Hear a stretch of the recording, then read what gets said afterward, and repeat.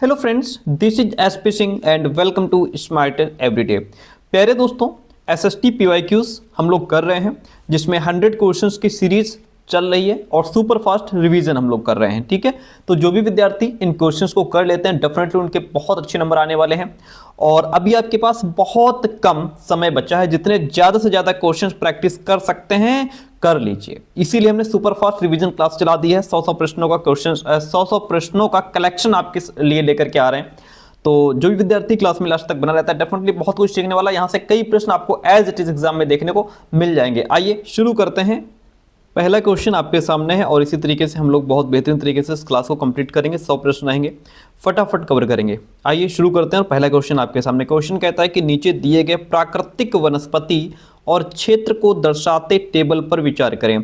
इधर प्राकृतिक वनस्पति है और ये वनस्पति किस प्रकार के क्षेत्र में, किस क्षेत्र में पाई जाती है वो हमको बताना है।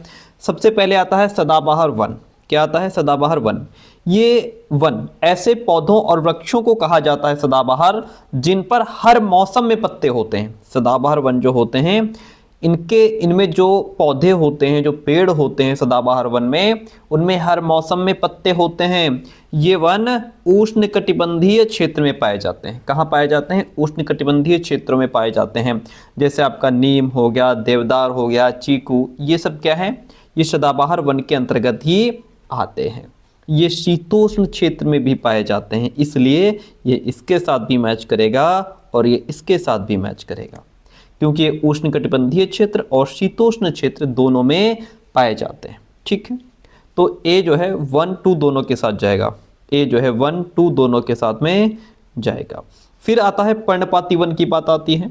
पर्णपाती वन में ऐसे वृक्ष पाए जाते हैं जो हर वर्ष किसी खास मौसम में अपने पत्ते गिरा देते हैं। किसी खास मौसम में पत्ते गिराते हैं और ये जो वन है ये उष्णकटिबंधीय क्षेत्र और शीतोष्ण दोनों क्षेत्र में पाए जाते हैं। यानी कि जो सदाबहार वन है ये भी उष्णकटिबंधीय क्षेत्र और शीतोष्ण क्षेत्र में पाए जाते हैं। ठीक है, और जो पर्णपाती वन है ये भी उष्णकटिबंधीय क्षेत्र तथा शीतोष्ण क्षेत्र में पाए जाते हैं। इसलिए A1 A2 B1 B2 जो ऑप्शन है हमारा यहाँ राइट हो जाएगा। हम बढ़ेंगे नेक्स्ट क्वेश्चन की तरफ। अपक्षयित चट्टानी पदार्थ जनक चट्टान यानी कि जो पेरेंट रॉक होती है और उपमृदा के बीच स्थित होता है। बात तो ठीक है, ऑप्शन ए हमारा राइट हो जाता है। किसी क्षेत्र की जलवायविक दशा, ठीक है, वहां की जलवायु कैसी है, वहां के मृदा परिच्छेदिका यानी कि मृदा के निर्माण की या मृदा की मोटाई को निश्चित करता है। ये वहां की जलवायु जो है वो मृदा की मिट्टी के निर्माण को तय नहीं करता, समय करता है। समय की भूमिका इसमें इंपॉर्टेंट होती है।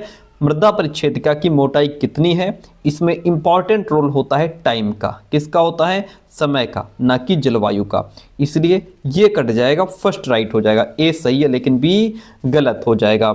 इसी तरीके से नेक्स्ट क्वेश्चन लेंगे हम। अगला प्रश्न कहता है, क्या कहता है कि विश्व के मुख्य प्राकृतिक क्षेत्रों के विभाजन में निम्न में से कौन से मुख्य मानक हैं? कौन से मुख्य मानक हैं? तो इसमें देखिए आपका टेम्परेचर, रेनफॉल और वेजिटेशन यानी कि तापमान, वर्षण और वनस्पति, ये क्या हैं? ये विश्व के मुख्य प्राकृतिक क्षेत्रों के विभाजन में मुख्य मानक हैं या अहम भूमिका निभाते हैं। ठीक है, आपको बता दें कि जो जमीन की आकृति होती है, भूमि की जो आकृति होती है, उसके अकॉर्डिंग वनस्पतियों में भी भिन्नता पाई जाती है। यहाँ पे ऑप्शन हमारा सी राइट हो जाएगा। अगला प्रश्न लीजिए, कहता है निम्नलिखित कथनों पर विचार कीजिए और वायुमंडल की परत की पहचान कीजिए। कौन सी परत है जिसमें बढ़ती ऊंचाई के साथ तापमान अत्यधिक तीव्रता से बढ़ता है? कौन सी परत है वो? बाह्यमंडल है। आयन मंडल इस परत का एक भाग है। किसका? बाह्यमंडल का। ठीक है, बाह्यमंडल जो है इसमें आयन मंडल की परत भी पाई जाती है और इसमें बढ़ती ऊंचाई के साथ तापमान भी अत्यधिक तीव्रता से बढ़ता है।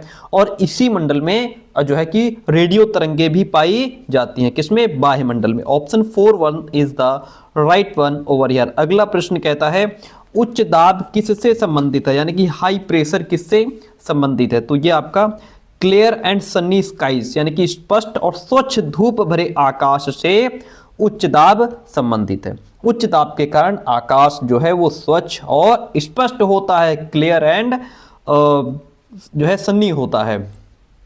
अगला प्रश्न कहता है निम्न में से किन राज्यों का तट अरब सागर पर है। किन राज्यों का जो तट है वो अरब सागर पर है, तो वो है कर्नाटक और केरल। किसका? कर्नाटक और केरल राज्यों का तट अरब सागर पर स्थित है। ऑप्शन डी राइट हो जाएगा। अगला प्रश्न, बंजर भूमि की तुलना में वन भूमिगत जल को पुनः प्राप्त करते हैं, यानी कि बंजर भूमि की तुलना में जो वन होते हैं, वन वाली जो जमीन होती है उसके अंदर जो पानी होता है ये उसको प्राप्त कर लेते हैं। ठीक है, बात तो यहाँ पे ठीक है। वन और अन्य वनस्पति आवरण धरातलीय प्रवाह को मंद करते हैं, बात ये भी ठीक है। दोनों ही ऑप्शन हमारे राइट हो जाते हैं। और जो सेकंड है रीजन वो ए को क्लियर भी कर रहा है। ठीक है, तो ए और आर दोनों सही हैं, आर सही व्याख्या करता है ए की। अगला क्वेश्चन कहता है बीज की फसल उगाना एक महत्वपूर्ण कृषिगत मृदा गतिविधि मानी जाती है क्योंकि ये, देखिए जो बीज की फसल उगाना इसको इंग्लिश में इंटरक्रॉपिंग कहते हैं, is an important agricultural soil practice because it, क्योंकि ये वर्षा दोहन से सुरक्षित रखती है किसको? मिट्टी को। देखिए यहाँ पे इसके बारे में नीचे लिखा है बीज की फसल उगाना वर्षा दोहन से मृदा को सुरक्षित रखने के लिए अलग अलग समय पर भिन्न भिन्न फसलें एकांतर कतारों में उगाई जाती हैं। किससे?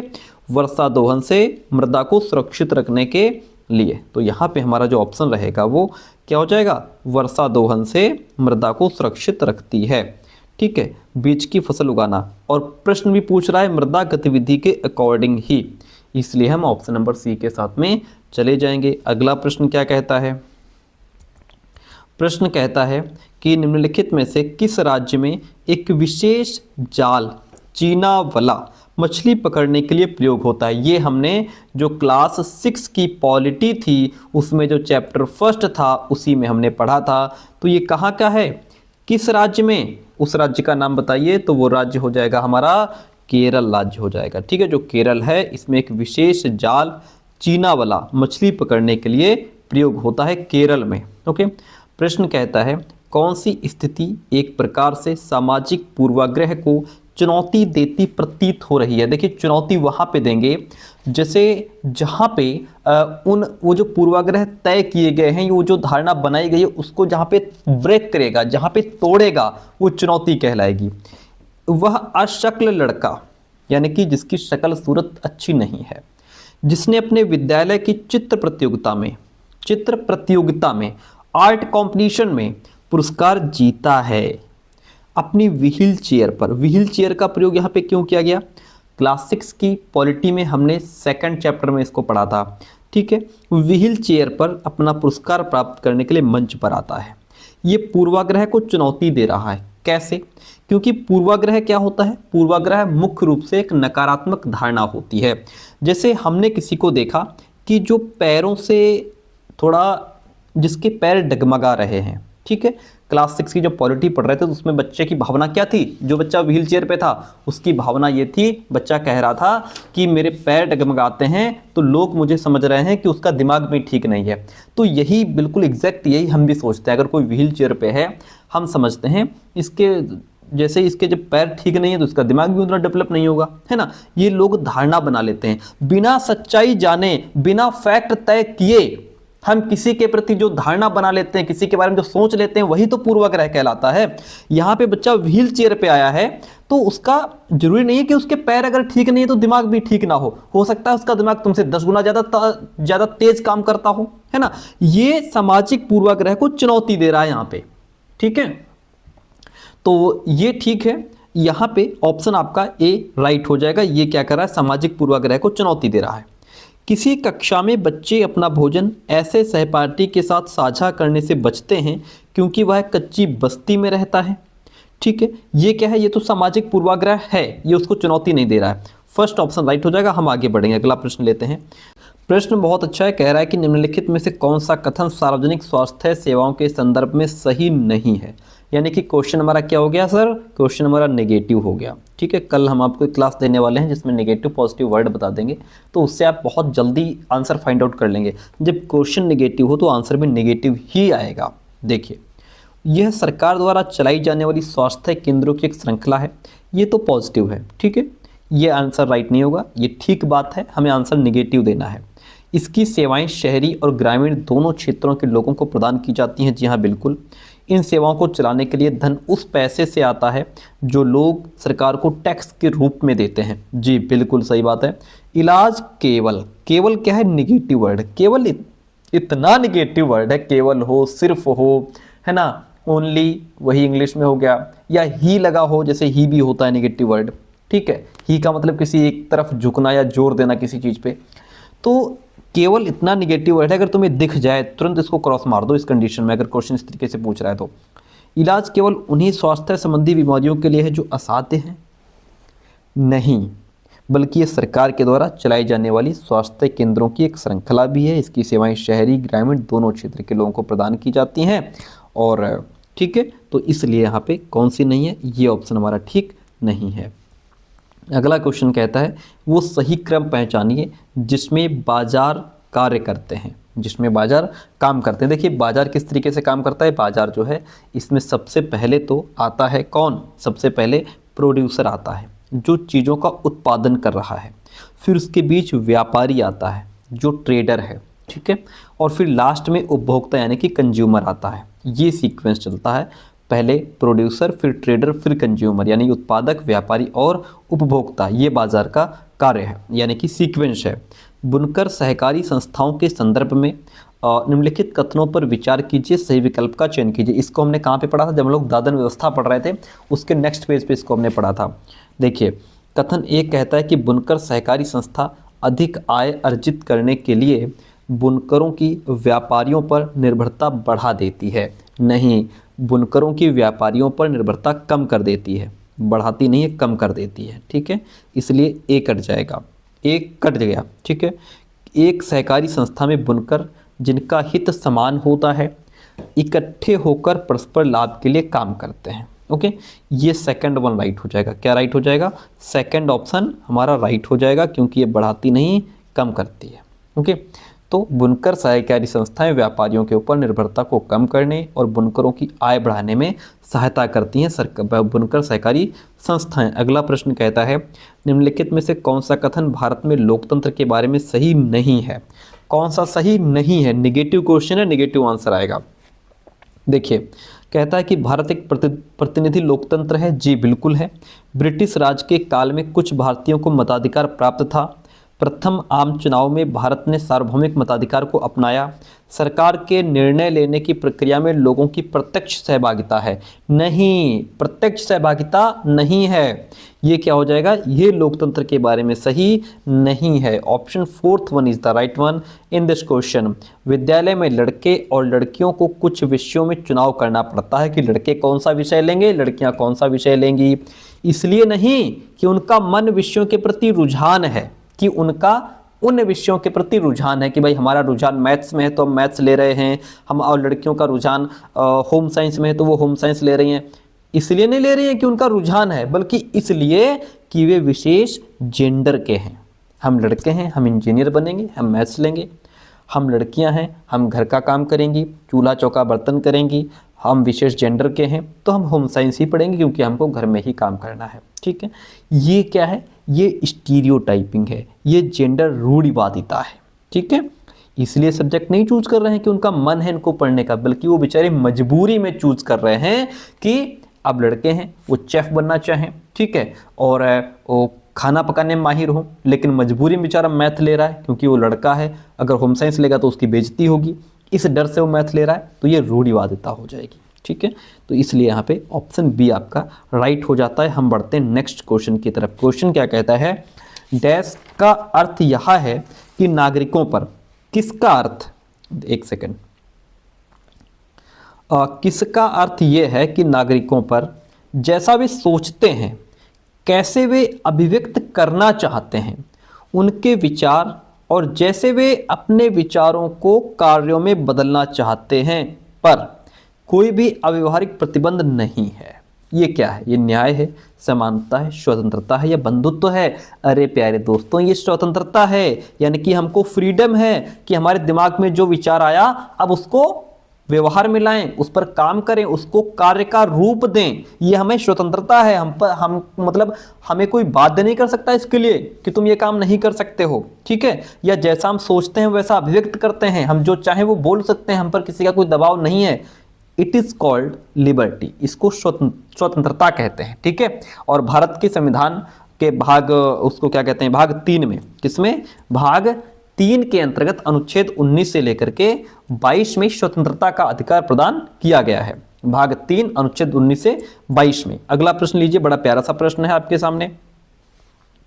संप्रभु क्या होता है? संप्रभु क्या होता है? देखिए, संप्रभु का अर्थ यह है कि कोई देश अपने आंतरिक और बाहरी मामलों में पूर्ण रूप से स्वतंत्र है और किसी विदेशी सत्ता के अधीन नहीं है, वो संप्रभु कहलाता है।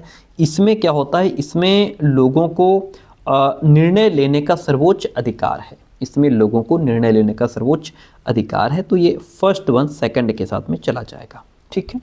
गणतंत्र क्या है? गणतंत्र सरकार का ही एक रूप है और ये एक स्वतंत्र देश में राज्य का मुखिया निर्वाचित व्यक्ति है। राज्य का मुखिया एक निर्वाचित व्यक्ति है, ठीक है। बंधुत्व की बात करें तो बंधुत्व का तात्पर्य है भारतीय संविधान में भाईचारे की भावना। किसकी?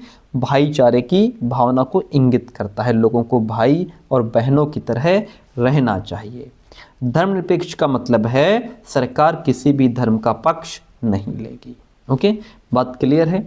ऑप्शन हमारा ये क्लियर हो गया, क्वेश्चन क्लियर हो गया। अगला प्रश्न लीजिए, कहता है निम्नलिखित में से कौन सा भारत में फौजदारी कानून से संबंधित है? फौजदारी कानून से संबंधित है कौन सा?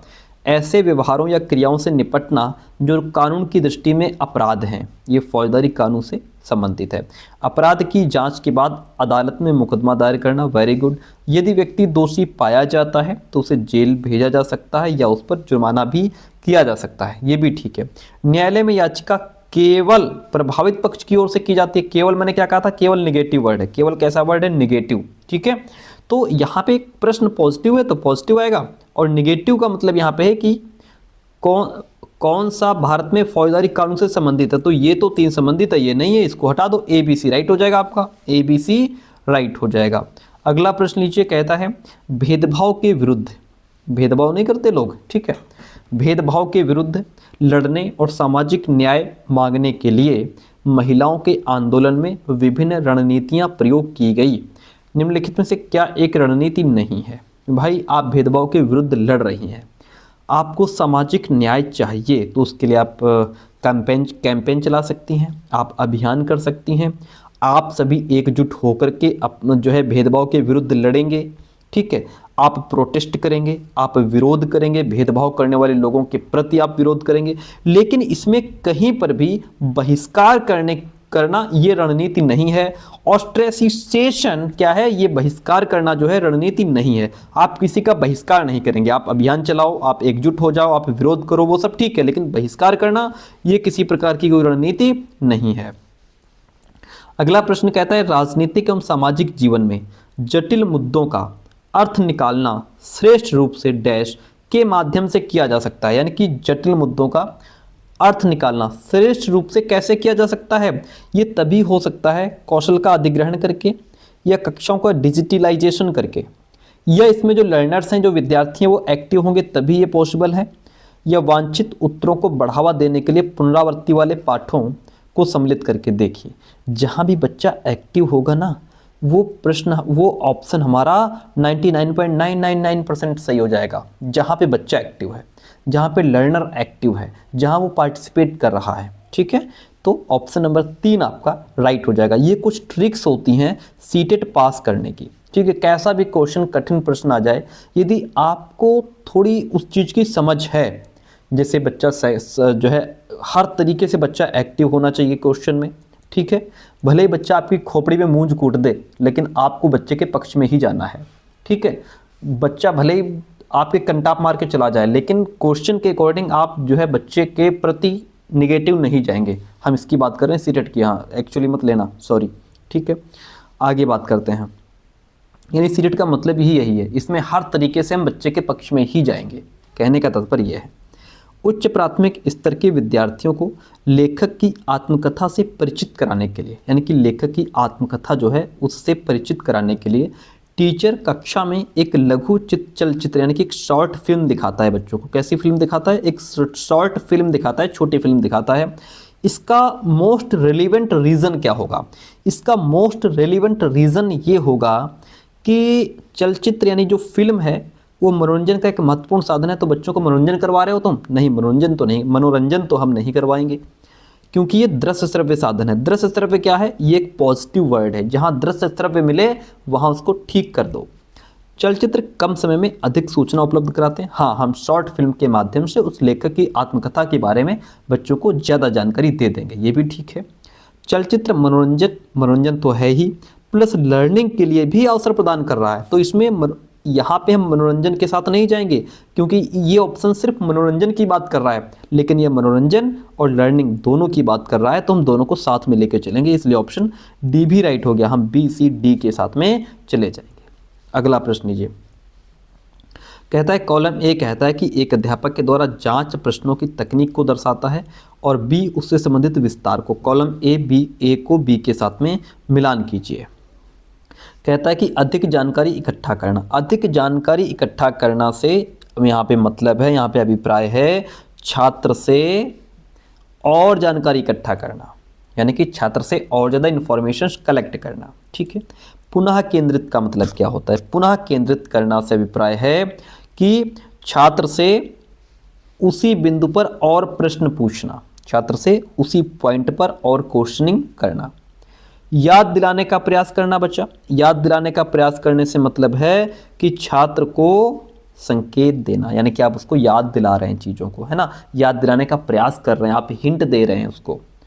पुनः निर्देशित करना, इसका अभिप्राय है प्रश्नों को और छात्रों की तरफ निर्देशित करना, प्रश्नों को और छात्रों की तरफ निर्देशित करना। ठीक है, तो ये हो गया हमारा जो फर्स्ट वन है वो गया हमारा 3 के साथ में, और जो बी है वो गया हमारा 4 के साथ में। इस तरीके से आप इसको मिला लीजिए। अगला प्रश्न लीजिए। कहता है कि अपनी मिडिल स्तर की सामाजिक विज्ञान की कक्षा में टीचर हास्याकरण की थीम पढ़ाना चाहती है। हास्याकरण का मतलब ये होता है जिन लोगों को किनारे धकेल दिया जाता है, साइड कर दिया जाता है, जिनको केंद्र में नहीं रखा जाता, मेन स्ट्रीम यानी मुख्य धारा से जिनको वंचित कर दिया जाता है, ये थीम पढ़ाना चाहती है। निम्न में से कौन से सब कॉन्सेप्ट उसे अपनी चर्चाओं में शामिल करने चाहिए? देखिए, हमें अगर हास्याकरण पढ़ाना है तो उसके लिए सबसे पहले हम घेटवाइजेशन को इंक्लूड करेंगे। सर, घेटवाइजेशन का मतलब क्या है? घेटवाइजेशन का मतलब है किसी खास समुदाय या जाति को बाकी समुदायों से अलग थलग कर देना और उन्हें शहर या गांव के किसी एक खास इलाके में रहने के लिए मजबूर करना, ये घेटवाइजेशन कहलाता है। या इसको हम ऐसे भी कह सकते हैं कि किसी भी अल्पसंख्यक जाति या समुदाय को बाकी समुदायों या जातियों से अलग थलग कर देना घेटवाइजेशन कहलाता है। तुलनात्मक वंचन करते हैं हम, डिप्रेव्ड जिसको कहा जाता है, यानी कि तुलना करके कि ये नीची जाति के हैं, ये अलग भाषा बोलते हैं, कि संस्कृत सभ्यता अलग है, तुलना करके दो समुदायों में, जातियों में, फिर उनको अलग कर देना, ये भी इसमें इंक्लूड होगा। विस्थापन कर देते हैं, एक जगह से दूसरी जगह उनको बैठने के लिए मजबूर कर देते हैं। मुख्य धारा में नहीं, इनको मुख्य धारा में यानी कि मेन स्ट्रीम में इनको रखा ही नहीं जाता, इनको तो किनारे ही कर दिया जाता है। इसलिए ABC राइट हो जाएगा। इसमें क्या राइट हो जाएगा? ABC राइट हो जाएगा। अगला प्रश्न लीजिए। हम नागरिकों एवं टीचर्स के तौर पर पौधों एवं जंतुओं को संरक्षित करने में कैसे सहायता कर सकते हैं? हम एक नागरिक के तौर पर, एक टीचर के तौर पर पौधे और जंतु को बचाना है, तो उसके लिए शिक्षार्थियों एवं सामुदायिक सदस्यों द्वारा हम वृक्षारोपण करवाएंगे। बगीचों और खाली स्थान में कूड़े डालेंगे? नहीं भैया, खाली स्थान पड़ा है, पेड़ लगा दो। प्राकृतिक कैंपों पर शिक्षार्थियों की यात्रा का आयोजन करना, प्राकृतिक कैंप लगा करके हम ये जागरूकता फैला सकते हैं। राष्ट्रीय उद्यानों को पर्यटक स्थलों की तरह विकसित किया जा सकता है, ये भी ठीक है। इसमें बी हटा दो, बाकी ACD राइट हो जाएगा। कौन सा राइट हो जाएगा? ACD राइट हो जाएगा। बड़े प्यारे प्रश्न। अगला प्रश्न लीजिए भाई, क्या कहता है? निम्नलिखित को सुमेलित कीजिए। कैसे? और सही विकल्प का चयन कीजिए। लोगों को एक ही छवि में बांधना क्या कहलाता है? लोगों को एक ही छवि में बांधना रूढ़िबद्ध धारणा कहलाता है। जब हम लोगों को एक ही छवि में बांध देते हैं या उनके बारे में कोई पक्की धारणा बना लेते हैं तो उसे रूढ़िबद्ध धारणा कहा जाता है। ठीक है, इस प्रकार की धारणाएं हमें प्रत्येक इंसान को एक अनोखे और अलग व्यक्ति की तरह देखने से रोक देती हैं। किसी के अंदर कोई प्रतिभा है, कोई स्किल है, तो उसकी प्रतिभा, उसकी स्किल को पहचानने से हमें रोक देती है। ठीक है, एक लड़की इंजीनियर बनने की क्षमता रखती है, ट्रेन चलाने की क्षमता रखती है, लेकिन हम इस रूढ़िबद्ध धारणा की वजह से उसकी प्रतिभा को, उसकी स्किल को नहीं देख पाते, क्योंकि हमारे अंदर क्या धारणा है कि वो सिर्फ घर का काम करेगी। ठीक है, तो रूढ़िबद्ध धारणाएं बड़ी संख्या में लोगों को एक ही प्रकार के खांचे में जड़ देती हैं। ठीक है, इन धारणाओं का असर हम सब पर पड़ता है और कई बार ये धारणाएं हमें ऐसे काम करने से रोकती हैं जिनको करने की काबिलियत शायद हमारे अंदर है, लेकिन हम इस धारणा को लेकर के कि हम तो लड़के हैं, हम ये काम नहीं कर सकते, या हम लड़कियां हैं, हम ये काम नहीं कर सकती, उस काम को करने से ये रूढ़िबद्ध धारणाएं हमको रोक देती हैं। चलिए, तो ये हमारा इसके साथ में चला गया। दूसरे लोगों को नकारात्मक रूप से देखना, नकारात्मक रूप से देखना पूर्वाग्रह कहलाता है। क्या कहलाता है? पूर्वाग्रह कहलाता है। ठीक है, जैसे किसी विकलांग को हमने देखा और हमने ये सोच लिया कि यार इससे हम क्या बात करेंगे, ये क्या हमसे बात करेगा, उसके प्रति हमारे अंदर जो हीनता की भावना आई, उसको देख करके जो हमारे अंदर एक ये भावना है कि इससे हम क्या बात करेंगे, इसके पास क्या ही दिमाग होगा, ये पूर्वाग्रह है। ठीक है, तो इसको पूर्वाग्रह कहते हैं। यानी कि बिना, कहा जाता है कि जैसे बिना तथ्य की जांच किए किसी चीज़ पर विश्वास कर लेना। ठीक है, ये पूर्वाग्रह हो गया। किसी के साथ दूसरे की अपेक्षा असमुचित रूप से व्यवहार करना, असमुचित रूप से व्यवहार करना भेदभाव कहला रहा है। ठीक है, किसी के साथ दूसरे की अपेक्षा असमुचित रूप से, दो लोग आए हैं आपके यहाँ, एक को तुम कुर्सी दे रहे हो बैठने के लिए, एक को नीचे बिठा रहे हो क्योंकि वो नीची जाति का है, ये भेदभाव कर रहे हो। शुद्धता और अशुद्धता को मानना, ये छुआछूत है सर। क्या है? ये अस्पृश्यता है, ये छुआछूत है, इनको रट लेना। ये बड़े प्यारे हैं, बड़े खतरनाक हैं शब्द, ये पूछे जाएंगे आपसे। अगला प्रश्न लीजिए, कहता है वीर शैववाद निम्नलिखित में से किस व्यक्ति विशेष से जुड़ा हुआ है? वीर शैववाद जो आंदोलन था ये बसवन्ना और उसके साथियों के द्वारा चलाया गया था, जिसमें उसके साथी कौन कौन थे? अल्लमा प्रभु और अक्कमहा देवी थी। ठीक है, तो ABD राइट हो जाएगा इसमें, ABD ये रहा, ABD राइट हो जाएगा। ओके, इतनी बात क्लियर होती है। अब आप कहेंगे सर आप क्लास को नाम देते हैं सुपरफास्ट का, पढ़ाते बड़ा धीरे हैं, लेकिन मजबूरी है, थोड़ा एक्सप्लेन भी करना जरूरी है। अगला प्रश्न क्या कहता है कि सूची 1 को सूची 2 से मिलाइए।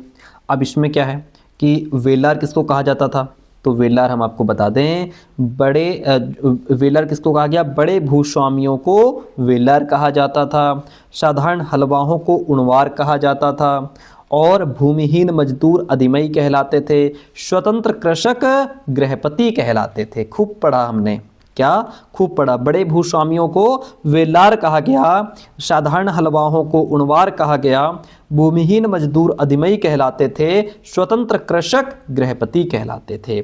अगला प्रश्न लीजिए, कहता है प्राचीन काल में सिल्क रूट शब्द संबंधित है। सिल्क रूट शब्द किससे संबंधित है? चीन से दूसरे देशों में रेशमी कपड़े को ले जाने वाला व्यापारियों का यात्रा मार्ग सिल्क रूट कहलाता था। क्या कहलाता था? सिल्क रूट कहलाता था। 12वीं शताब्दी के निम्नलिखित में से किस शिलालेख में रथकारों यानी कि रथ निर्माताओं की स्थिति पर विचार किया गया है? तो वो है उय्याकुंडन उदयार। 12वीं शताब्दी के उय्याकुंडन उदयार शिलालेख में रथकारों यानी कि रथ निर्माताओं की स्थिति पर विचार किया गया है। इतनी बात क्लियर। अगला प्रश्न आपके सामने है, कहता है अपनी पुस्तक स्त्री पुरुष तुलना में ताराबाई शिंदे ने आलोचना की है। किसकी आलोचना की है? तो इसमें ताराबाई शिंदे ने पुरुषों और महिलाओं के बीच सामाजिक जो अंतर हैं उसकी आलोचना की है।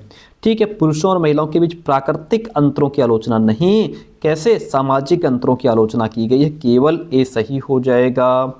अगला प्रश्न, निम्नलिखित में से कौन सा एक महाजनपद के शासकों द्वारा वसूल किया जाने वाला नियमित कर नहीं है? हमने फसलों पर कर पढ़ा है, शिल्पकारों पर टैक्स लगाया गया, चरवाहों पर टैक्स लगाया गया, ठीक है, और इस तरीके से चीज़ों पर टैक्स लगाया गया। लेकिन परिवार पर टैक्स लगाया गया, इसके बारे में हमको जानकारी नहीं मिलती है। तीर्थयात्रियों पर टैक्स लगाया गया, इसके बारे में जानकारी नहीं मिलती है। तो इसलिए ऑप्शन नंबर जो 4 है वह राइट हो जाएगा। अगला प्रश्न कहता है जनजातियों पर औपनिवेशिक शासन के प्रभाव के बारे में निम्न कथनों को पढ़िए, सही चुनिए।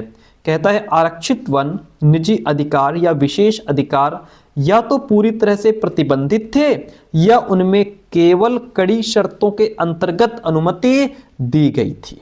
ठीक है, बात तो बिल्कुल सही है। संरक्षित वन जहां सरकार ने स्थानीय आबादी या निजी व्यक्तियों के कुछ अधिकारों का प्रयोग करने की अनुमति दी, वो संरक्षित वन थे। ये भी सही है, ए और बी दोनों यहाँ पे सही हो जाते हैं। और हम अगले प्रश्न पर चले जाते हैं। प्रश्न बड़ा प्यारा है। प्रश्न क्या कहता है, निम्नलिखित में से कौन सा नारा श्री नारायण गुरु द्वारा दिया गया था? श्री नारायण गुरु द्वारा दिया गया था। श्री नारायण गुरु ने कहा कि मानवता की एक जाति, एक धर्म और एक ही ईश्वर है। ऐसा किसने कहा? श्री नारायण गुरु ने कहा। ठीक है, ये प्रश्न हो गया क्लियर। आगे बढ़ते हैं। अगला प्रश्न कहता है निम्नलिखित में से किसने स्वाभिमान आंदोलन किसने शुरू किया था? स्वाभिमान जो आंदोलन है वो ईवी रामास्वामी नायकर यानी कि जिसको पेरियार कहा गया, इन्होंने शुरू किया था। इस आंदोलन की जो शुरुआत है प्यारे दोस्तों वो 1925 ईस्वी में की गई थी। इस आंदोलन का उद्देश्य था धर्म, जाति और पुरोहितवाद के विरुद्ध समाज में लोक चेतना लाना था। ठीक है, और ईवी रामास्वामी नायकर इसमें राइट हो जाएंगे। प्रश्न कहता है 19वीं शताब्दी में नए शहरों में मजदूरी की मांग बढ़ी। ठीक है, बात सही है, वेरी गुड। गांव और कस्बों में अपेक्षाकृत धनी लोग शहरों में मजदूरी के लिए जाने लगे। भाई धनी लोग मजदूरी के लिए काहे जाएंगे? धनी लोग मजदूरी कहाँ करते हैं? ठीक है, गरीब और खेतीहर किसान जो थे वो मजदूरी के लिए जाते थे, ये तो कट जाएगा। हालांकि नए स्थानों पर काम की दशाएं कठोर थी, परंतु यह निचली जातियों के लोग स्वर्ण जमींदारों द्वारा उनके जीवन पर दमनकारी कब्जे से छूट निकलने का एक अवसर भी था। बिल्कुल सही बात है, ए और सी इसमें राइट हो जाएगा। क्वेश्चंस को पकड़ते चलिए, बड़े प्यारे, बड़े बेहतरीन और बड़े खतरनाक क्वेश्चन है। कौन सा एक नेता, एक लोकप्रिय छवि कृष्ण के सारथी? यदि आपने ठीक से एनसीईआरटी पढ़ी होगी, कक्षा 8 की जो हिस्ट्री आपने पढ़ी थी, हम लोग जो पढ़ रहे थे लास्ट में चैप्टर, वो अगर आपने ठीक से पढ़ा होगा तो आपके दिमाग में आंसर आ गया होगा। कृष्ण के सारथी के रूप में चित्रण में अंग्रेजों के विरुद्ध युद्ध में अन्य राष्ट्रवादी नेताओं का मार्गदर्शन कर रहा था। कौन नेता? मोहनदास करमचंद गांधी जी थे। वो कौन थे? गांधी जी थे। प्रश्न कहता है औरंगजेब ने कंपनी को शुल्क मुक्त व्यापार करने का अधिकार देते हुए एक फरमान जारी किया था। सही है, कंपनी अधिक रियायतें नहीं चाहती थी। बिल्कुल, अरे गलत बात है, कंपनी तो अधिक से अधिक रियायतें चाहती थी और मौजूदा विशेष अधिकारों में हेर फेर करने की कोशिश नहीं करती थी। नहीं भैया, मौजूदा विशेष अधिकारों में हेरा फेरी करने से भी बाज नहीं आती थी कंपनी, इसलिए बी कट जाएगा, ए सही हो जाएगा। ए सही है, बी गलत है। प्रश्न कहता है निम्नलिखित में से कौन सा या कौन से कथन भारतीय संविधान की विशेषताओं के बारे में सही है? ठीक है, इसमें उन समुदायों को जो कि भारत के सबसे बड़े बड़े अनुपात को संगठित करते हैं उनके मतदान के अधिकारों को अंगीकृत किया गया। नहीं, गलत है। इसमें सभी नागरिकों को कानून की नज़र में समान माना गया। ठीक है, इसमें समाज के निर्धन और सबसे वंचित तबकों के लिए विशेष सुविधाओं की व्यवस्था की गई थी। ठीक है, यहाँ पे बी और सी राइट हो जाएगा। भारत के संविधान की विशेषता ये है कि इसमें सभी नागरिकों को क्या है? सभी नागरिकों को कानून की नज़र में समान माना गया है। इसमें समाज के निर्धन और सबसे वंचित तबकों के लिए विशेष सुविधाओं की व्यवस्था की गई थी। प्रश्न कहता है सौर मंडल के संदर्भ में कौन सा कथन सही है? तो इसमें सही ये है कि इसमें सूर्य, 8 ग्रह, उपग्रह, क्षुद्र ग्रह और उल्का पिंड ये सौर परिवार बनाते हैं। क्या बनाते हैं? ये सब मिलकर के सौर परिवार बनाते हैं। नीचे दिए गए को पढ़िए, विकल्प चुनिए। प्रत्येक अक्षांश के मान के साथ उत्तर या दक्षिण भी लिखा जाता है। जी बिल्कुल सही है। प्रत्येक स्थान के देशांतर के साथ उत्तर या दक्षिण भी लिखा जाता है। नहीं, उत्तर या दक्षिण नहीं, पूरब या पश्चिम लिखा जाता है। पूरब या पश्चिम भी लिखा जाता है। तो बी तो कट गया भैया उत्तर या दक्षिण की वजह से। ए सही है हमारा, केवल ए सही है। बी तब सही होता जब ये लिखा होता कि प्रत्येक स्थान के देशांतर के साथ उत्तर या दक्षिण नहीं बल्कि पूर्व या पश्चिम लिखा जाता है। ठीक है, इतनी बात होती है क्लियर। उष्ण कटिबंध सर्वाधिक गर्मी पाता है और वर्ष भर गर्म रहता है। उष्ण कटिबंधीय क्षेत्र सबसे अधिक गर्मी पाता है, वर्ष भर गर्म रहता है। ठीक है, कर्क रेखा और मकर रेखा खूब हम लोगों ने पढ़ा है इसको, वो जो ग्लोब था ऐसे करके हमारा, ये विषुवत रेखा है ना, और ये कर्क रेखा मकर रेखा है। बीच सभी अक्षांश रेखाओं पर वर्ष में कम से कम एक बार दिन के मध्य सूर्य सिर पर रहता है। बिल्कुल सही बात है, दोनों ही हमारे पॉइंट सही हैं, ए और आर दोनों सही हैं। आर ए की सही व्याख्या कर रहा है, इसलिए क्या है कि इस क्षेत्र में सबसे अधिक ऊष्मा प्राप्त होती है। ये वर्ष भर गर्म रहता है, इसे उष्ण कटिबंधीय क्षेत्र कहा जाता है। ठीक है, दोनों यानी फर्स्ट वन ऑप्शन राइट हो गया। अगला पॉइंट कहता है विषुवत रेखा ग्लोब पर एक महत्वपूर्ण संदर्भ बिंदु है। जी हाँ, विषुवत रेखा ये 0 डिग्री अक्षांश पर, ठीक है, ये वाली इस तरीके से जो बीच वाली है। ओके, विषुवत रेखा पृथ्वी को उत्तरी गोलार्ध और दक्षिणी गोलार्ध, उत्तरी गोलार्ध ये उत्तरी गोलार्ध हो गया, इधर दक्षिणी हो गया, गोलार्ध में बांटती है। बात तो बिल्कुल ठीक है। तो यहाँ पे हमारा जो पॉइंट है वो कौन सा राइट हो जाएगा, इसमें हमारा ए और आर दोनों सही हैं, आर ए की सही व्याख्या कर रहा है। पॉइंट प्रश्न कहता है यदि भूकंप आता है तो पृथ्वी की सतह पर कंपन होता है और भूकंपी तरंगें दूर सभी दिशाओं में जाती हैं। निम्न विकल्पों में से कौन से विकल्प भूकंप को समझने में सहायक होंगे। देखिए, भूकंप को समझने के लिए जरूरी तो ये है, सबसे पहले हम समझेंगे उद्गम केंद्र को, क्योंकि उद्गम केंद्र क्या है सर, उद्गम केंद्र जो है भूकंप के उत्पन्न होने का प्रारंभिक बिंदु है, जहाँ से भूकंप पैदा होता है। ये प्रारंभिक बिंदु है उद्गम केंद्र, इसको हाइपोसेंटर भी कहा जाता है। फिर इसके बाद भूकंप लेखी आता है, जो कि एक प्रकार का उपकरण होता है। क्या होता है, उपकरण होता है। फिर प्लेट सीमा आ जाती है, जो कि एक त्रिआयामी सतह या फिर क्षेत्र होता है। तो ये फर्स्ट वन ऑप्शन जो है हमारा राइट हो जाएगा। अगला प्रश्न लेते हैं, सजीव और उनके चारों ओर के वातावरण का परस्पर संबंध पारिस्थितिक तंत्र का निर्माण करता है। ठीक है, पॉइंट सही है हमारा। सजीव यानी कि जितने भी सजीव जीव जंतु हैं, ओके, सभी पौधे, पशु और मनुष्य अपने चारों ओर के वातावरण पर निर्भर हैं। दोनों पॉइंट हमारे सही हैं। ठीक है, तो इसमें ए और आर दोनों सही हैं, आर ए की सही व्याख्या करता है। अगला प्रश्न लीजिए, पर्यावरण के क्षेत्रों का सही मिलान उनके उदाहरणों के साथ कीजिए और सही विकल्प चुनिए। सबसे पहले जैसे आपको पता है कि स्थल मंडल क्या है। स्थल मंडल पर धातुएं होती हैं, चट्टान होती है स्थल मंडल पर, है ना, इसमें धातुएं होती हैं, खनिज होते हैं, मृदा होती है, मिट्टी होती है। तो ये स्थल मंडल हो गया। वायुमंडल में, वायुमंडल किसके साथ जाएगा भाई, वायु का मतलब ही हवा।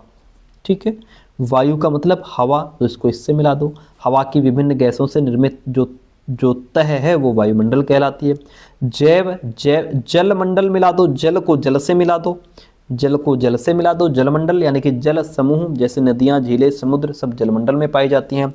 जैव मंडल जिसमें जीव जंतु, पेड़ पौधे, वनस्पति सब चीज़ें मिलती हैं, वो जैव मंडल हो गया। इस तरीके से इसको मिला दीजिए। अगला प्रश्न लीजिए, निम्नलिखित में से कौन सी वायु में मौजूद गैसों में से ग्रीन हाउस गैस है।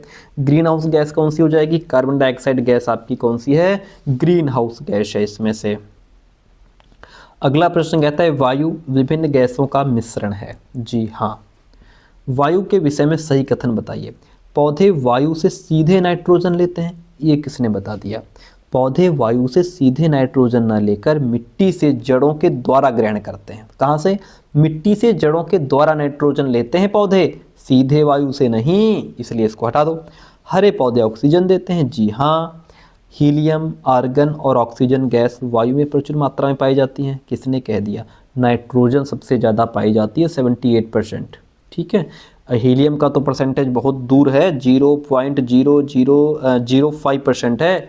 और ये हीलियम, आर्गन की बात करें तो 0.093% आर्गन है, ऑक्सीजन 21% है। ठीक है, तो सबसे ज़्यादा नाइट्रोजन होती है, हीलियम आर्गन नहीं। ये भी कट जाएगा, ये भी कट जाएगा। छोटे छोटे धूलकण वायु में मौजूद होते हैं, सबको पता है। ए राइट हो गया, और नहीं, ये कहाँ से राइट हो गया, ये तो गलत ही है, क्योंकि पौधे वायु से सीधे नाइट्रोजन नहीं लेते, मिट्टी से लेते हैं जड़ों के द्वारा। एक तो बी राइट हो गया, दूसरा हमारा डी राइट हो गया। बी और डी राइट हो जाएगा। बी डी सही है, ए सी गलत है। ओके, अगला प्रश्न लीजिए। प्रश्न क्या कह रहा है? शहरों में गांव की अपेक्षा अधिक टेम्परेचर रहता है शहरों में। ठीक है, बात सही है। कंक्रीट और धातु निर्मित भवन दिन में गर्म हो जाते हैं, फिर रात में गर्मी फेंकते हैं। बिल्कुल सही है। ऐसा फेल्ट निर्मित सड़कें गर्म हो जाती हैं। बात ये भी ठीक है। भीड़ वाले ऊंचे भवन गर्म हवा रोक लेते हैं। बात तो ये भी ठीक है। शहरों में अधिक खुले स्थान और पेड़ होते हैं। नहीं, अधिक खुले स्थान हमारे गांव में होते हैं। सबसे ज़्यादा पेड़ हमारे गांव में होते हैं। एक एक घर के आगे 4-4 पेड़ लगे हैं। शहरों में तो पेड़ लोग देखने को नहीं मिलते, है ना। तो ये डी कट जाएगा। ए बी सी तीनों राइट हो गए। ए बी सी राइट हो गए। ओके, प्रश्न कहता है वन्य जीव के संरक्षण के, यानी कि जो वन के जो जीव हैं उनको बचाना है, उसके लिए निम्नलिखित में से कौन सी गतिविधि जरूरी है? वनों की कटाई। अगर वन के जीवों को बचाना है तो वन की कटाई जरूरी नहीं है, यानी कि वनों की कटाई कर देंगे तो बचेंगे कहाँ से? हटा दो। दावन, जंगल में आग लगा दोगे, गलत बात। आग लगा के जीव कहाँ बच जाएंगे? राष्ट्रीय उद्यान और वन्य जीव अभयारण्य, इसके माध्यम से हम इनको बचा सकते हैं। निर्माण कार्य शिकार करके जीवों को बचाना है, उनको उजाड़ना नहीं है, शिकार नहीं करेंगे। एक ही ऑप्शन बचता है, राष्ट्रीय उद्यान और वन्य जीव अभयारण्य का निर्माण आवश्यक गतिविधि है। अगला प्रश्न लीजिए। कहता है बढ़ती जनसंख्या की बढ़ती मांग को पूरा करने के लिए, भाई जनसंख्या बढ़ रही है तो उनकी मांगें भी बढ़ रही हैं, उसको पूरा करने के लिए कृषि के उत्पादन को बढ़ाने के तरीकों पर सही विकल्प का चयन कीजिए। जनसंख्या बढ़ रही है, मांग बढ़ रही है, तो कृषि का उत्पादन बढ़ना चाहिए। उसके लिए हमें क्या करना है? उर्वरकों और उच्च उपज वाले बीजों का प्रयोग करना है। सही बात है। बोए गए जो क्षेत्र में और बढ़ाओ, और ज़्यादा खेत में विस्तार, यानी कि और ज़्यादा खेतों में फसल को बीजना चाहिए, विस्तार करो। वर्षा निर्भर कृषि, अगर बारिश पर निर्भर रहोगे तो फसल चली जाएगी। ठीक है। कृषि का मशीनीकरण तो जरूरी है। ए बी डी राइट हो जाएगा, सी को हटा दो। ए बी डी राइट हो जाएगा। ए बी डी राइट हो गया। अगला प्रश्न लीजिए। निम्नलिखित में से कौन सा पूर्वाग्रह के कॉन्सेप्ट को समझाने के लिए उपयुक्त उदाहरण होगा? पूर्वाग्रह, जिसमें हमने आपको बताया कि जब हम किसी के बारे में पहले से कोई राय बना लेते हैं और उसे हम अपने दिमाग में बिठा लेते हैं तो वो पूर्वाग्रह का रूप ले लेती है। और पूर्वाग्रह की जो ज़्यादातर ये राय नकारात्मक होती है। ठीक है। लोग एक दूसरे को बराबरी रूप से देख रहे हैं, नहीं, ये पूर्वाग्रह नहीं है, यहाँ पे समानता है। ठीक है। लोग अन्य लोगों को नकारात्मक रूप से देख रहे हैं, जी हाँ, क्योंकि पूर्वाग्रह होती ही नकारात्मक राय है। लोग एक दूसरे को सम्मान कर रहे हैं, ये तो अच्छी बात है। श्रेष्ठता और हीनता की भावना, ये भी पूर्वाग्रह है। ठीक है। बी डी राइट हो जाएगा। इसमें क्या हो जाएगा? बी और डी जो है वहाँ राइट हो जाएगा। हम बढ़ते हैं नेक्स्ट प्रश्न की तरफ। अगला लीजिए। कहता है निम्नलिखित में से कौन से कारक क्षेत्र की विविधता पर असर या प्रभाव डालते हैं? भिन्न खानपान और कपड़ों की आदतें, ये क्या है? ये अगर किसी क्षेत्र की विविधता है, डाइवर्सिटी पर प्रभाव डाल रहे हैं। ठीक है। अलग अलग लोग खाना, यानी कि खाने पीने की आदतें अलग अलग हैं और कपड़े अलग अलग लोग पहनते हैं, ये डाइवर्सिटी है। समान धर्मों का पालन, यहाँ पे समानता है, यहाँ पे डाइवर्सिटी नहीं है। ठीक है। ये राइट हो जाएगा, ये हट जाएगा। लोगों द्वारा अलग अलग तरह की भौगोलिक स्थितियों में सामंजस्य बिठाना, अलग अलग तरह की भौगोलिक स्थितियाँ हैं, ये भी डाइवर्सिटी है। ए सी राइट हो जाएगा। क्या हो जाएगा? ए और सी हमारा क्वेश्चन यहाँ पे राइट हो जाता है।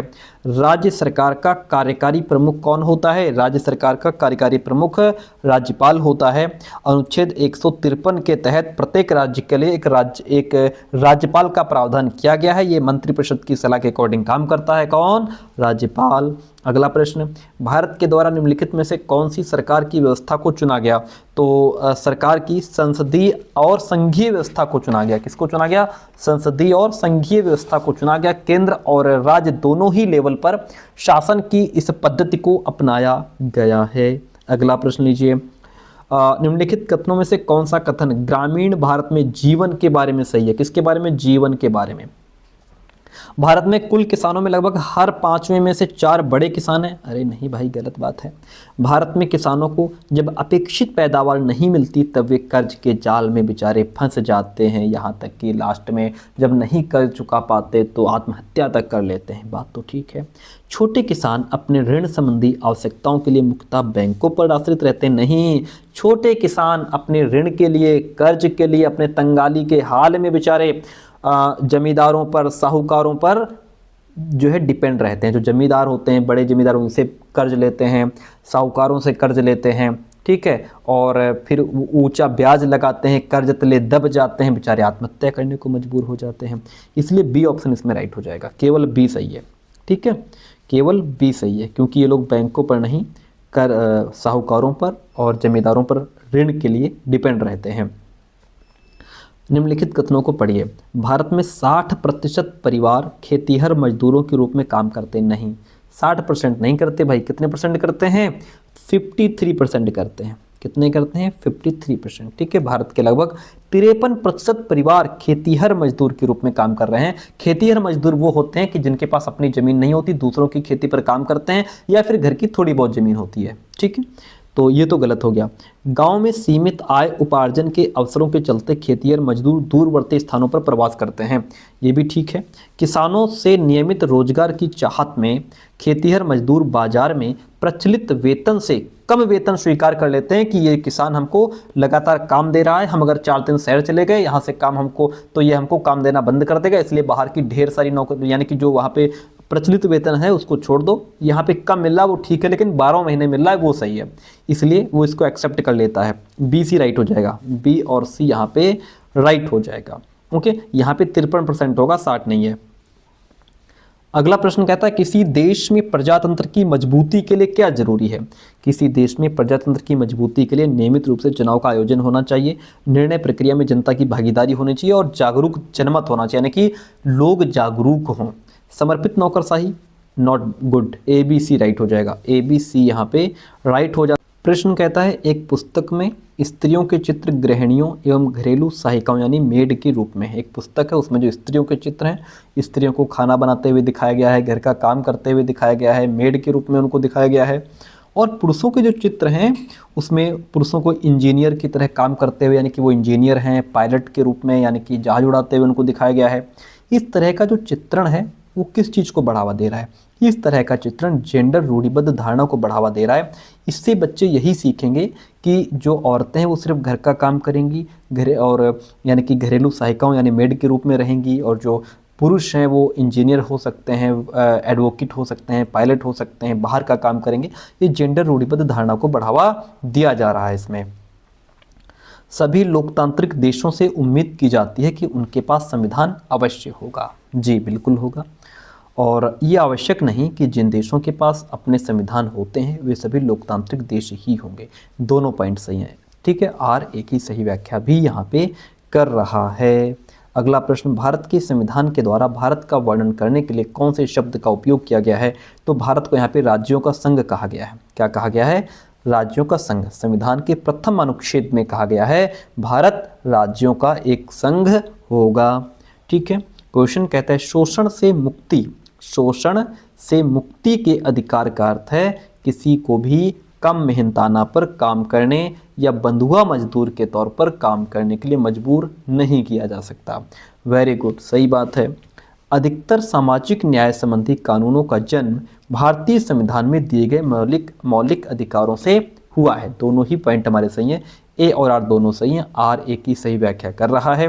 प्रश्न कहता है खनिजों को उनके प्रकारों से सुमेलित कीजिए और सही विकल्प का चयन कीजिए। देखिए लौह खनिज में कौन आएगा? लौह खनिज। लौह खनिज जो है इसमें जैसे आ जाता है आपका मैंगनीज, निकेल, कोबाल्ट, ये सब लौह खनिज होते हैं, ठीक है। लौह खनिज से धात्विक लौह का आर्थिक निष्कर्षण किया जा सकता है। जीवाश्म ईंधन में भैया कौन आएगा? जीवाश्म ईंधन क्या है? एक प्राकृतिक ईंधन है। जीवाश्म ईंधन कैसा है? एक प्राकृतिक ईंधन है। इस ईंधन में उदाहरण के तौर पर आपका जैसे कोयला आ जाएगा, पेट्रोल आ जाएगा, मिट्टी का तेल आ गया, डीजल हो गया, ये सब जीवाश्म ईंधन होते हैं। अधात्विक खनिज वो होते हैं जिसमें धात्विक तत्व नहीं होते, जैसे आपका चूना पत्थर, संगमरमर, ग्रेनाइट, बलुआ पत्थर, पोटाश, ये सब अधात्विक खनिज हैं। अलौह खनिज वो खनिज होते हैं जिसमें लौह तत्व नहीं होता, ठीक है। इसमें आपका जैसे सीसा आ गया, तांबा आ गया, बॉक्साइट आ गया, ये सब अलौह खनिज होते हैं, ठीक है। लौह खनिज में मैग्नीज आ जाएगा। जीवाश्म ईंधन में कोयला, पेट्रोल, मिट्टी का तेल, डीजल आ गया। अधात्विक खनिज में आपका चूना पत्थर, संगमरमर आ गया। और अलौह खनिज जैसे कि आपका सीसा हो गया, है ना, तांबा हो गया, बॉक्साइट हो गया, ये सब इसमें आ गया। Okay, question clear, very good. आगे बढ़ते हैं, नेक्स्ट क्वेश्चन देखिएगा। क्वेश्चन कहता है कि भोपाल गैस त्रासदी, आपको पता है भोपाल गैस त्रासदी के बारे में, इसके उदाहरण को लेकर की जाने वाली चर्चा में निम्न में से कौन से मुद्दों के स्थान पाने की ज़्यादा संभावना है। देखिए इसमें निम्न स्त्री सुरक्षा उपाय, ठीक है, इन मुद्दों के स्थान पाने की ज़्यादा संभावना है, ये मुद्दों को उठाया जाना चाहिए। और इसमें जो है कि उद्योगों में लागत में कटौती हो गया और मजदूरों को मुआवजा की बात हो गई, ये सब चीज़ें इसमें क्या है, इन मुद्दों के स्थान पाने की ज़्यादा संभावना है। इसलिए ए सी डी राइट हो जाएगा, इसमें ए सी डी राइट हो जाएगा। और ये जो भोपाल गैस त्रासदी है ये 2-3 दिसंबर 1984 को ये घटना घटित हुई थी, ठीक है। और इसमें क्या था, रात में भोपाल में यूनियन कार्बाइड कंपनी के प्लांट में मिथाइल आइसोसाइनेट गैस के रिसाव होने की वजह से हजारों लोगों की मौत हो गई, लाखों लोग इससे प्रभावित हो गए थे बेचारे। प्रश्न कहता है कि निम्नलिखित में से कौन सा कथन सामाजिक विज्ञान के अध्यापन के बारे में, टीचिंग के बारे में अति उपयुक्त यानी मोस्ट रेलेवेंट है। देखिए एक तो ये है इसमें कि विचार, रहन सहन, सांस्कृतिक प्रथाओं के अंतरों की विभिन्नताओं का सम्मान करना सीखने के लिए सामाजिक विज्ञान पढ़ो, ठीक है। अतीत के संबंध में गर्व और विषाद की भावना पैदा करने के लिए नहीं, विषाद की भावना पैदा करने के लिए नहीं, ये हटा दो। समाज के एक सक्रिय, उत्तरदायी और चिंतनशील सदस्य के रूप में डेवलप होने के लिए आपको सामाजिक विज्ञान पढ़िए, या समझने के लिए कि हम जिस राज्य समाज में रहते हैं उसकी संरचना और प्रबंधन कैसे होता है, शासन उसे शासित कैसे किया जाता है, इसके लिए आपको एसएसटी पढ़ना चाहिए। एसीडी राइट हो जाएगा, बी हट जाएगा क्योंकि विषाद की वजह से हट जाएगा, बी हट जाएगा तो एसीडी राइट हो जाएगा, ठीक है, एसीडी राइट हो गया। अगला प्रश्न लीजिए, सामाजिक विज्ञान की एक टीचर हैं, बाजार थीम पर एक पाठ्य योजना बनाना चाहती हैं क्योंकि उन्हें बाजार पढ़ाना है। निम्न में से कौन से सब कॉन्सेप्ट की उसकी पाठ्य योजना का हिस्सा बनने की सबसे अधिक संभावना है। देखिए एक तो वो बाजार के प्रकार पढ़ाएंगी इसमें, ठीक है, बाजारों की श्रृंखला पढ़ाएंगी, असमान अवसर कौन कौन से होते हैं वो पढ़ाएंगी, बाजार में मोल तोल कैसे होता है वो पढ़ाएंगी, बाजार में कृषि उत्पादन कार्य को नहीं पढ़ाएंगी, ये इसमें इंक्लूड नहीं होगा। डी हटा दो, बाकी सारे राइट हैं, डी हटा दो, ए बी सी ई राइट हो जाएगा, ठीक है, इतनी बात क्लियर। प्रश्न कहता है निम्नलिखित में से कौन सी गतिविधि भारतीय संविधान के क्षेत्र में आलोचनात्मक चिंतन यानी क्रिटिकल थिंकिंग के डेवलप के अवसर प्रदान उपलब्ध कराती। क्रिटिकल थिंकिंग सर क्या होती है? क्रिटिकल थिंकिंग का मतलब जिसमें बच्चा तर्क वितर्क, गुण दोष अवगुण सब कुछ जान पहचान ले, जिसमें क्रिटिकल थिंकिंग में बच्चा बहुत डीपली किसी के बारे में सोचता है, समझता है, जानता है, गहराई से उसकी जांच करता है, ठीक है, वो आलोचनात्मक चिंतन होता है। ऐसे आंख बंद करके किसी चीज़ पर विश्वास बच्चा नहीं करता, ठीक है, क्रिटिकल थिंकिंग वाला। तो इसको डेवलप करने का अवसर उपलब्ध कराइए। अब इसमें क्या है, बच्चों को भारतीय संविधान के विभिन्न अनुच्छेदों को याद करने के लिए, देखिए रट्टा आप बच्चों को कहीं नहीं करवाएंगे। रोट लर्निंग क्या है? रोट लर्निंग ये हटा दो। बच्चों का अध्ययन करो, कि बच्चों को अध्ययन करने का मौका, केस स्टडी उपलब्ध करानी चाहिए। बच्चा केस स्टडी करे जिनमें लोग भारतीय संविधान में उल्लिखित विभिन्न अधिकारों को पाने के लिए संघर्ष करते हैं। वकील को आमंत्रित करोगे महत्वपूर्ण मामलों को सूचीबद्ध करने के लिए जिनमें उसे जीत मिली, इससे कोई फायदा नहीं होगा। केस स्टडी करवाइए बच्चे को, क्या करवाइए? केस स्टडी, ठीक है, केवल बी राइट होगा, बाकी सारे गलत हो जाएंगे। अगला प्रश्न लीजिए, कहता है 7वीं शताब्दी में बड़े बड़े भूस्वामी और योद्धा सरदारों ने धन और शक्ति प्राप्त करके अपने को घोषित किया महासामंत। अपने आप को क्या घोषित कर लिया? महासामंत घोषित कर लिया। 7वीं सदी आते आते उपमहाद्वीप के विभिन्न भागों में बड़े भूस्वामी और योद्धा सरदार अस्तित्व में आ चुके थे। राजा लोग अक्सर उन्हें अपने मातहत या सामंत के रूप में मान्यता देते थे। उनसे उम्मीद की जाती थी कि वे राजा या स्वामी के लिए उपहार लाएं, उनके दरबार में हाजिरी लगाएं, उन्हें सैनिक सहायता प्रदान करें। अधिक सत्ता और संपदा हासिल करने पर सामंत अपने आप को महासामंत, महामंडलेश्वर यानी कि पूरे मंडल का महान स्वामी घोषित कर देते थे। कभी कभी तो अपने स्वामी के अधिकार से स्वतंत्र भी हो जाने का दावा करते थे कि अब हम पर किसी का भी अधिकार नहीं है। क्वेश्चन कहता है राजा अशोक पर दिए गए एबीसी कथन पर विचार कीजिए। अशोक एक प्रसिद्ध मगध शासक थे? नहीं। अशोक के अभिलेख पाली भाषा ब्राह्मी में लिखे गए थे? नहीं। अशोक अकेले ऐसे राजा थे जिन्होंने युद्ध जीतने के बाद अभिजीत को छोड़ा, यानी कि अशोक जो थे इन्होंने कलिंग पर आक्रमण किया, कलिंग की राजधानी तोसली पर अधिकार कर लिया, जिससे अशोक ने युद्ध जीतने के बाद क्या कर दिया था? छोड़ दिया था। ठीक है, केवल सी इसमें राइट होगा आपका, बाकी दो गलत हैं, केवल सी राइट होगा। ए बी गलत है, सी सही है। ठीक है, ये वाला ऑप्शन जाएगा, ए बी गलत है, सी सही है। देखिए यहाँ पे अशोक के बारे में थोड़ा पढ़िए। अशोक जो हैं वो कौन थे? मगध शासक नहीं थे, मौर्य वंश के शासक थे। ठीक है, मगध के नहीं, मौर्य वंश के। अशोक मौर्य वंश के सबसे प्रसिद्ध शासक थे। ऐसे पहले शासक थे जिन्होंने अभिलेखों के द्वारा जनता तक अपने संदेश पहुंचाने की कोशिश की। अशोक के ज़्यादातर अभिलेख प्राकृत भाषा ब्राह्मी लिपि में मिलते हैं। ओके, और कलिंग तटवर्ती उड़ीसा का प्राचीन नाम है। उड़ीसा का प्राचीन नाम कलिंग। ठीक है, अशोक ने कलिंग को जीतने के लिए युद्ध लड़ा, लेकिन युद्ध जनित हिंसा और खून खराबा देख करके उन्हें युद्ध से घृणा हो गई। उन्होंने निर्णय लिया कि भविष्य में कभी भी युद्ध नहीं करेंगे। प्रश्न कहता है प्रारंभिक मध्यकालीन समय में दक्षिण भारत में सैनिक अभियान डैश किसके समय में हुआ था? तो ये अलाउद्दीन खिलजी के समय में हुआ था। प्रारंभिक मध्यकालीन समय में दक्षिण भारत में सैनिक अभियान अलाउद्दीन खिलजी के समय में हुआ था। निम्नलिखित हड़प्पा कालीन नगरों में से गुजरात में कौन स्थित है? देखिए, हड़प्पा कालीन नगर की बात करें तो गुजरात में धौलावीरा और लोथल स्थित है। लोथल का बंदरगाह तो आपने खूब पढ़ा था, मैं आपको एक बार और दिखा देता हूँ। धौलावीरा स्थित है। देखिए, गुजरात में हड़प्पा कालीन नगर की बात करें तो कच्छ के इलाके में खदिर बेत के किनारे धौलावीरा नगर बसा था। ठीक है, वहाँ साफ पानी मिलता था, ज़मीन उपजाऊ थी, जहाँ हड़प्पा सभ्यता के कई नगर 2 भागों में विभक्त थे। वहीं धौलावीरा नगर को 3 भागों में बांटा गया था। ये भी ध्यान रखिएगा, जब ये पूछ लिया कि धौलावीरा कहाँ था, तो ये भी तो पूछ सकता है कि धौलावीरा कितने भागों में बटा हुआ था? 3 भागों में बटा हुआ था। ठीक है, अब इसमें और डीप तो जाएंगे नहीं। दूसरा था हमारा क्या? लोथल।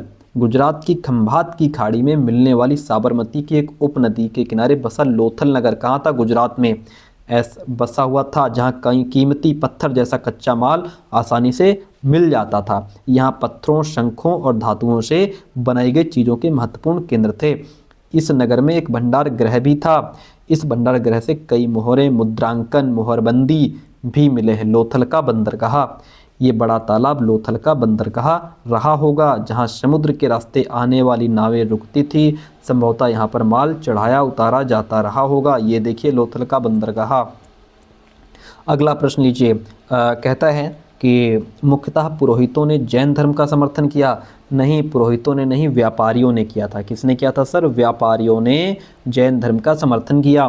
किसानों के लिए इन नियमों का पालन करना आसान था? नहीं, क्योंकि जैन धर्म में कीड़े मकोड़ों को मारने की इजाज़त नहीं थी। क्योंकि जैन धर्म में कहा गया था कि हर जीव को जीने का अधिकार है।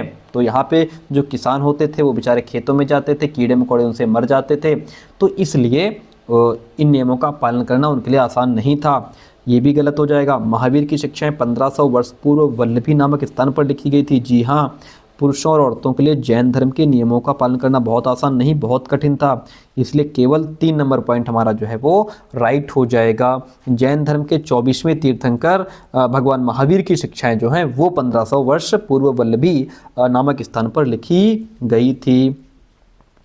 18वीं सदी में भारतीय रेशम के संदर्भ में ABC कथनों पर विचार कीजिए।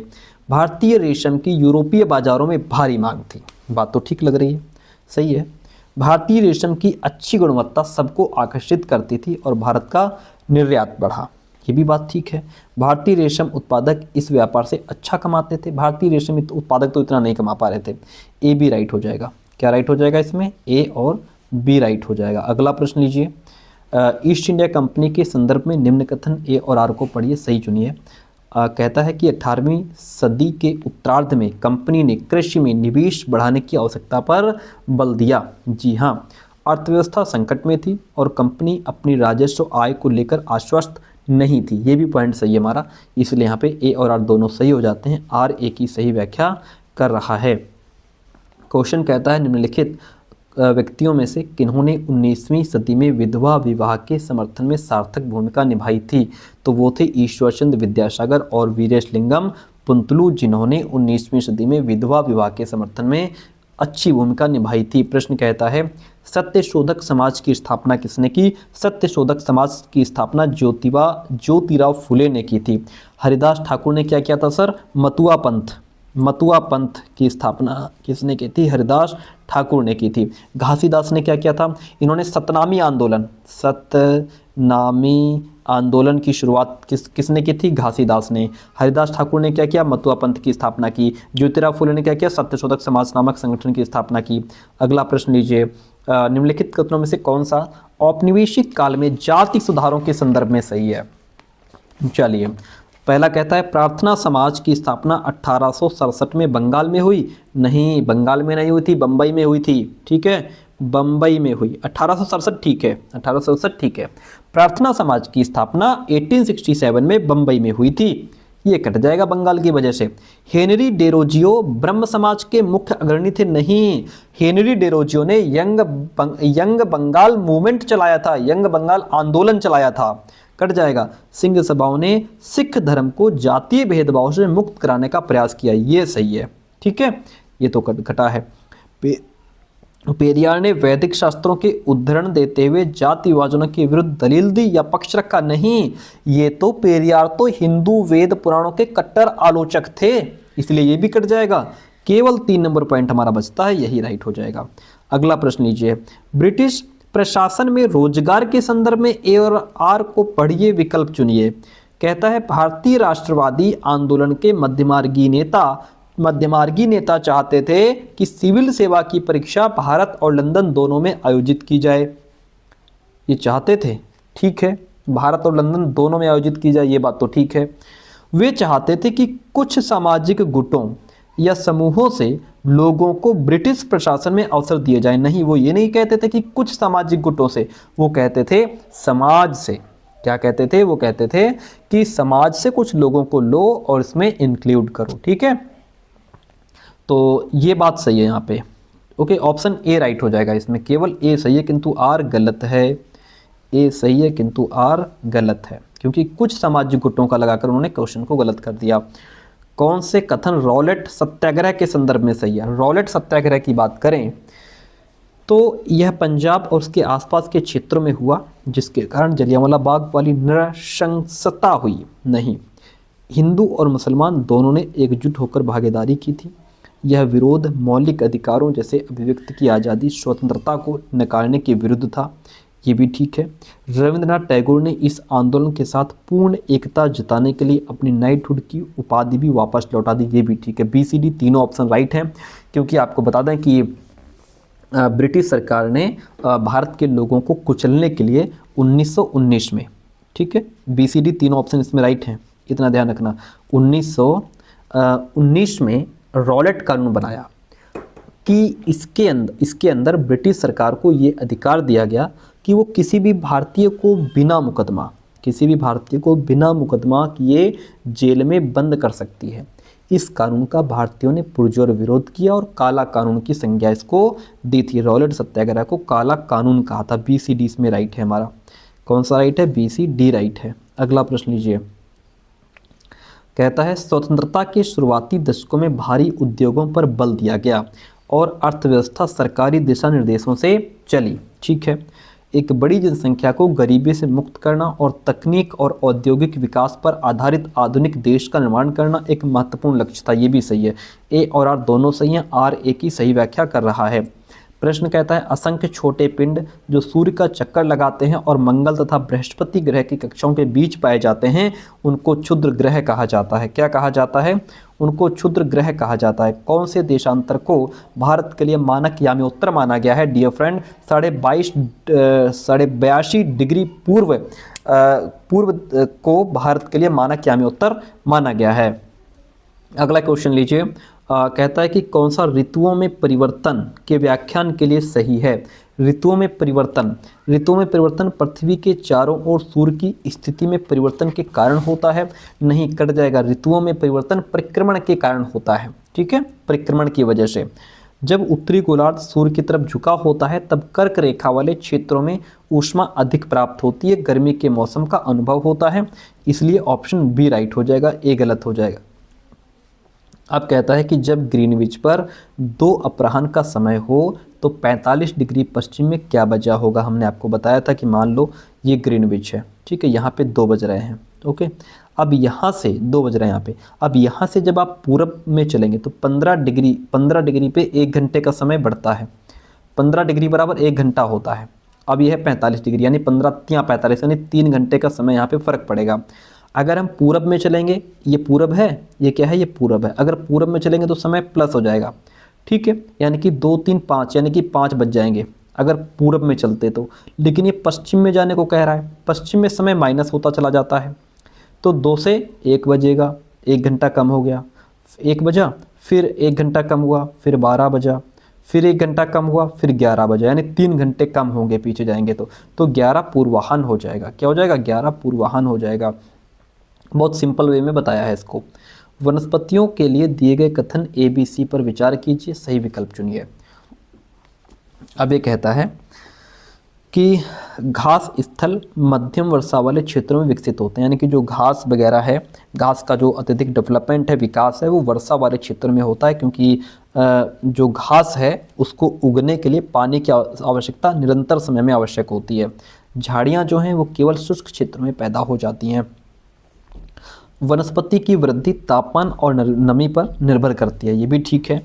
प्राकृतिक वनस्पति में परिवर्तन मुख्यतः जलवायु में परिवर्तन के कारण होता है, ये भी ठीक है। ABC तीनों ही पॉइंट हमारे यहाँ पे राइट हो जाते हैं, तो ABC तीनों राइट हो गए। अगला प्रश्न लीजिए, फिर कहता है कि निम्नलिखित कथन ABC पर विचार कीजिए। पृथ्वी का गुरुत्वाकर्षण की जो ग्रेविटेशनल फोर्स है वो अपने चारों ओर के वायुमंडल को थामे रखता है, ठीक है। वायुमंडल में केवल कई प्रकार की गैसें पाई जाती हैं, नहीं, केवल क्यों लगा दिया फालतू में, ये लिखना चाहिए था कि वायुमंडल में कई प्रकार की गैसें पाई जाती हैं, तो हम इसको सही मान लेते, केवल लगा दिया तो हम इसको हटा देंगे। अगला प्रश्न है,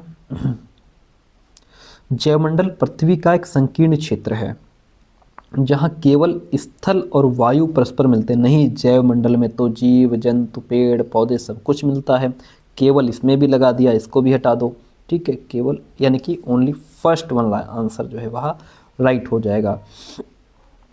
निम्नलिखित में से कौन सा वायुमंडल की परतों का सही अनुक्रम है जिनसे धरती पर उतरने से पहले रॉकेट गुजरेगा, यानी कि रॉकेट कहाँ आएगा, यहाँ धरती पर आएगा, कहाँ से आएगा, ऊपर से आ रहा है, ठीक है। तो पहले अब आपको सीक्वेंस ये वाला याद है कि पहले क्षोभ मंडल आता है, फिर ये मंडल, फिर ये मंडल, फिर ये मंडल। अब आपको उल्टा लाना है इस तरीके से, क्योंकि रॉकेट जो है वो धरती पर आ रहा है, तो उसके लिए आपको यहाँ पे जाना होगा। बहिर्मंडल सबसे पहले आएगा, फिर उसके बाद आप बाह्य, जो रॉकेट है हमारा वो बाह्य वायुमंडल में प्रवेश करेगा, फिर उसके बाद मध्यमंडल में प्रवेश करेगा, फिर उसके बाद समताप मंडल में प्रवेश करेगा, फिर उसके बाद नीचे धरती पर क्षोभ मंडल में आएगा। इस तरीके से थर्ड 1 पॉइंट राइट हो जाएगा। क्वेश्चन इज कि ABC पर विचार कीजिए। नदी घाटी के निकट मानव बस्तियां पनपने लगी और सभ्यता का विकास हुआ। जी हाँ, बिल्कुल सही बात है। आदर्श बसाव स्थान को चुनने में प्राकृतिक दशाओं पर ध्यान नहीं दिया जाता, यानी कि अगर आपको बसने के लिए जगह देखनी है तो क्या उसमें प्राकृतिक दशाओं पर ध्यान नहीं दिया जाता? क्यों नहीं ध्यान दिया जाता भाई? क्या पता ऐसा स्थान हो, ऐसी जगह हो जहाँ बहुत बारिश होती हो, जहाँ बाढ़ आ जाती हो, तूफान आ जाता हो। प्राकृतिक दशाओं पर ध्यान दिया जाता है, ठीक है। प्राकृतिक दशा मनुष्य को सीधे तौर पर इफेक्ट करती है, प्रभावित करती है। और शहरों में प्रकीर्ण बस्तियां पाई जाती हैं, नहीं, प्रकीर्ण का मतलब होता है फैला हुआ क्षेत्र, प्रकीर्ण का मतलब फैला हुआ। शहरों में फैली हुई बस्तियां कहाँ होती हैं? शहरों में तो इतना सघन आबादी है, इतने पास पास में घर बने होते हैं, निकलने की जगह नहीं होती है।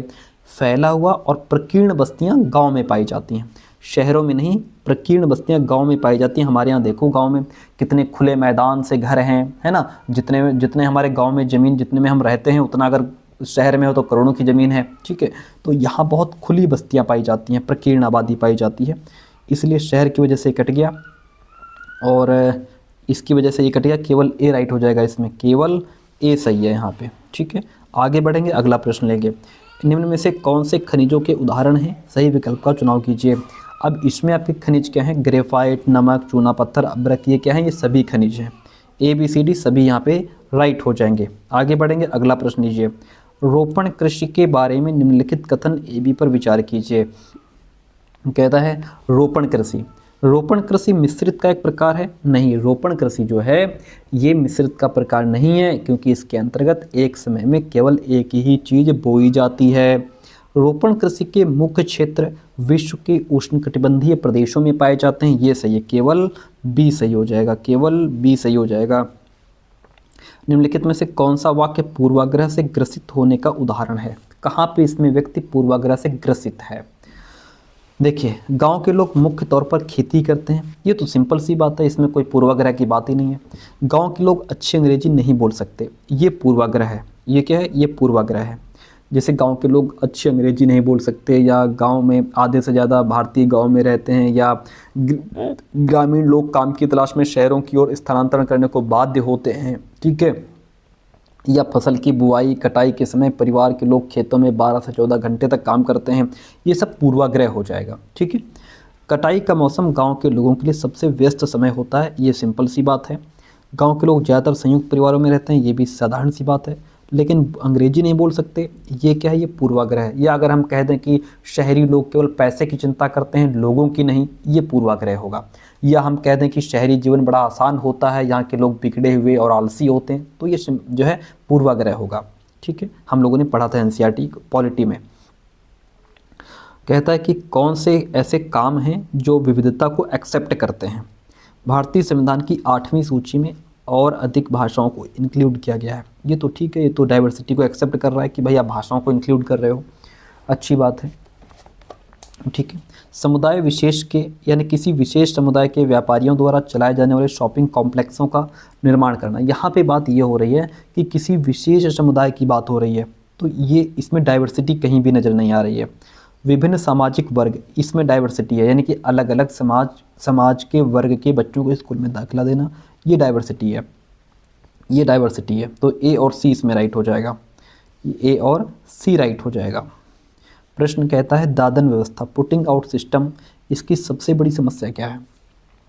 इसमें सबसे बड़ी समस्या ये है कि जुलाहों के पास, बुनकरों के पास बाजार दर की जानकारी नहीं होती है, जिसकी वजह से व्यापारियों के द्वारा उन्हें पैसे कम दिए जाते हैं, ठीक है। ये उनकी सबसे बड़ी समस्या होती है, क्योंकि इनको जो व्यापारी है कच्चा माल देता है, इनसे तैयार माल प्राप्त करता है, फिर उनसे एक निश्चित राशि में तय कर लेता है, फिर आगे जाकर के वो 100 रुपये की चीज़ 500 में बेचे, इससे अब बुनकरों को कोई मतलब नहीं होता, ठीक है। किस भाग को भारतीय संविधान की अंतरात्मा कहा गया है? तो मौलिक अधिकार को भारतीय संविधान की अंतरात्मा कहा गया है। प्रश्न कहता है कि निम्नलिखित में से कौन सा भारत में फौजदारी कानून से संबंधित है? फौजदारी कानून की अगर बात करें तो इसमें अपराध की जांच के बाद अदालत में मुकदमा यानी केस दायर किया जाता है, ठीक है, और ऐसे व्यवहारों या क्रियाओं से निपटा जाता है जो कानून की दृष्टि में अपराध हैं, ये भी ठीक है। न्यायालय में याचिका केवल प्रभावित पक्ष की ओर से की जाती है, ऐसा नहीं है, केवल जहां देखे उसको हटा दो। ए और बी ऑप्शन आपका राइट हो जाएगा। प्यारे दोस्तों, आज का लास्ट क्वेश्चन आपके सामने है और आपसे कहना चाहेंगे क्लास कैसी रही आप कमेंट करके ज़रूर बताएंगे, आपके कमेंट का दिल से स्वागत है।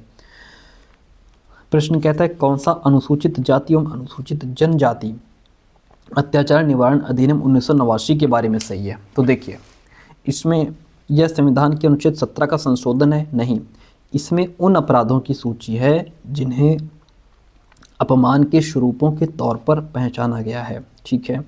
इसमें आदिवासी और दलित समुदायों की महिलाओं के विरुद्ध होने वाले अपराधों की सूची है।